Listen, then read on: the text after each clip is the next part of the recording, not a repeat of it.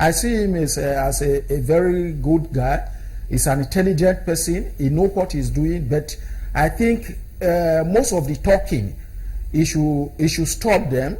He should have a very good media aid that are doing the talking or giving him talking points as regards the information he should pass to the public. Because these are things that are, in fact, raising tensions. That, oh, you said this today and tomorrow you are saying that. So people want to have confidence. They want to hold you on trust. When your word as a public officer should be something that people should hold you accountable for. Mr. Zikirullahi, for some, you used the word, you said saboteurs are in the system or in the sector.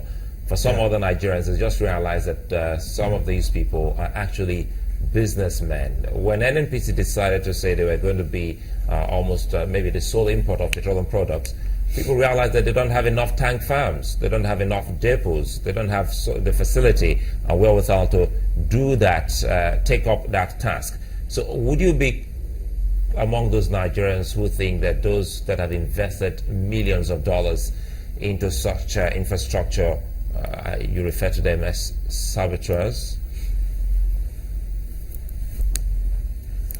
You see, when you everything in Nigeria today is business.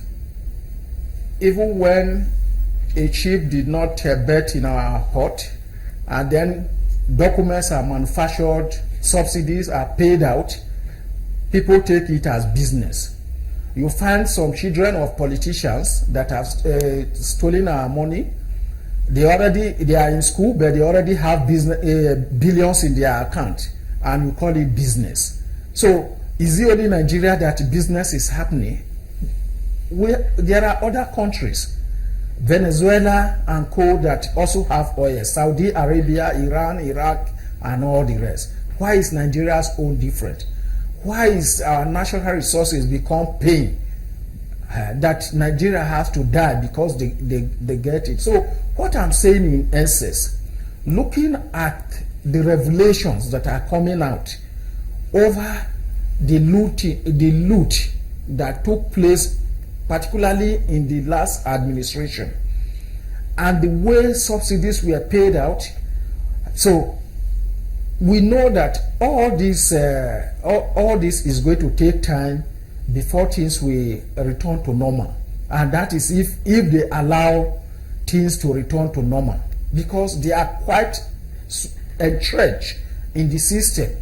They are in the security, they are everywhere, they are the lawmakers. So I make the first point I made was that the National Assembly, many of the senators, they are oil marketers. They have petrol stations, and so they are the one regulating, and they are the ones selling. So they tell us what they want us to hear. Even the media, apart from very few, like China. So most of others are in the hands of the politicians. So they skew the discourse.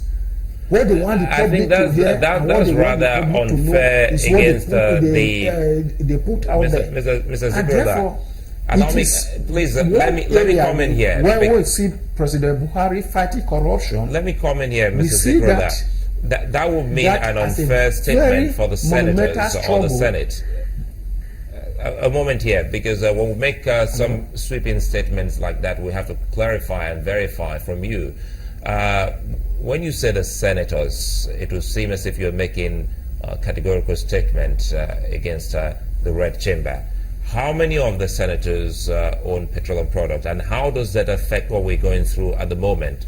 We'll still go back to the shortage in supply, which NNPC just couldn't meet when they said they were going to take almost 70% plus of the importation of petroleum products into the country. Are you saying that members of the Senate caused this hardship and scarcity of petroleum product that Nigeria is presently going through? Yes, with all due responsibility, I will say that again and again that some members, let me put it that way, so as not to generalize, some members, particularly the ex-governors, who are very, very influential in the Senate, majority of them, that is those ex-governors, are oil dealers. They in the last regime, the news had been out there. They have also been taking oil blocks here and there. So they are now in the Senate. And these are the people we expect to make law for good governance, to make fuel available for Nigeria. How does that affect what we're going through? You can do business and make profit. You can make profit, but when the profit you are making is above the capital, then it raises suspicion. All right, let me bring in this other matter. Nobody says that as citizens of this country or whatever, because that is what they can easily say, that they are free to also be businessmen. They are if you can hear me, Mr. Zikirullahi, they likes in the country, but it is done with impunity. How many citizens in the country, ordinary citizens, have access to oil blocks?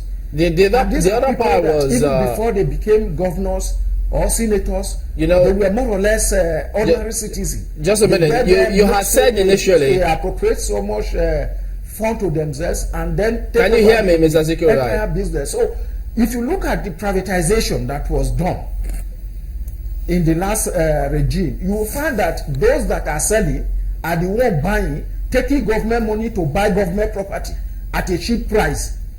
And those things have not been investigated, although we know that the fight that the government is waging against corruption is let me bring in this because time is fast spent. If you knew that it was going to take some time for some of these things to materialize, why then did you ask that the president declare a state of emergency about unemployment?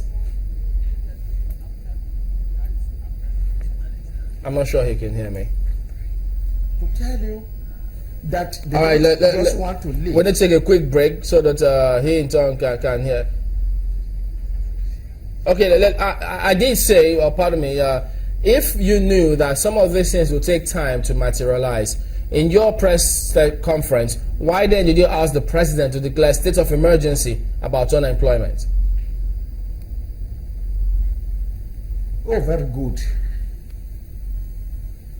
Very good. When you talk about unemployment, you cannot fight insecurity in the system without it going hand in hand with unemployment. Unemployment breeds crimes. There are a lot of crime in the society today in terms of kidnapping, armed robbery, drug abuse, and all the rest. And most of these things, it is youth that are involved. And most of the violent conflicts across the countries, it is youths that are directly involved. So, because they are looking for what to eat. Unemployment leads to frustration, and frustration leads to desperation. And when you get to that level of desperation, you can go into you can do anything to survive. And therefore, while the fighting of insurgency is going on and is very much welcome, we expect that it should go hand in hand with employment generation. This is because even the insurgents themselves, they couldn't have that recruitment, the level of recruitment they had to first devastating blow on the nation, if not because there is so much unemployment in the system. Okay. All right. So, and they were not just recruiting without giving incentives. So by giving 50,000 naira or motorcycle, you somebody that you don't even know where to have your daily bread, or not to even think about your dinner. So you now see that. You have 50,000 naira at hand, and so you are easily conscripted into their nefarious activities. So for us, if the government will focus more in addressing youth unemployment, addressing that unemployment alone is addressing insecurity in the system. All right, we get the point. Ibrahim Zikirullahi, Chairman, Transition Monitoring Group. Thank you very much indeed for talking to us today on the program. Well, we'll be back in a minute, also focusing on the same matter, the lingering fuel scarcity. Don't go away yet.